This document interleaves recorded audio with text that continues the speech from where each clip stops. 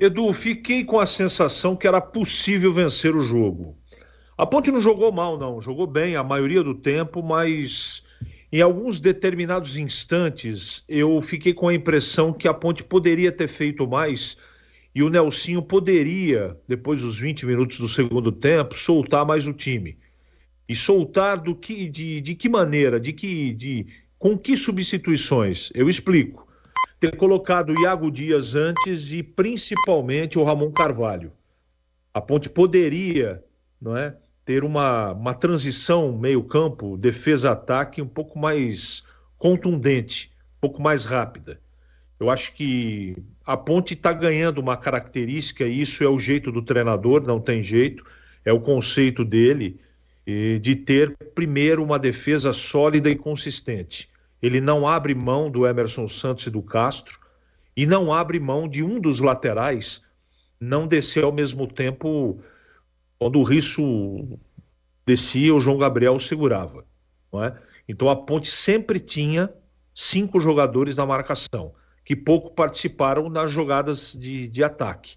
Como o Brusque é um time muito defensivo, marca praticamente todo mundo atrás da linha da bola, então em raros momentos a Ponte tinha vantagem numérica na transição de ataque ou no contra-ataque. Isso dificultou demais. Mesmo com essa, na maioria das vezes, o maior número de defensores, a Ponte criou oportunidades, faltou capricho, faltou um pouco mais de atenção, de precisão, porque a Ponte, principalmente no primeiro tempo, criou oportunidades para fazer o primeiro gol. Faltou capricho. A Ponte não fez um jogo ruim, não, mas ela enfrentou um time fraco, mais fraco que ela. Então, apesar de fora de casa não ser desprezível o empate, não é? Mas hoje era um jogo para ser vencido, não é? Não dá para saber se o Nelson mexesse antes o que aconteceria.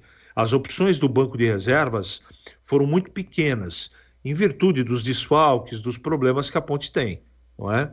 Mas eu fiquei com essa sensação, porque mesmo quando tinha um pouco mais de fôlego, mais força no ataque, o Brusque, pela falta de condição técnica, incomodou muito pouco o gol da Ponte. Então eu fiquei com essa sensação. Não dá para desprezar, evidentemente, o empate fora de casa, mas se a Ponte tivesse caprichado um pouco mais e tivesse arriscado no segundo tempo um pouco mais, eu tenho convicção que o resultado da partida poderia ser positivo, porque, repito, tecnicamente foi muito claro, pelo menos para mim, que a Ponte tem bastante time ou mais time que a equipe do Brusque. Empate não pode ser desprezado, mas eu fiquei com a sensação que era possível vencer fora de casa.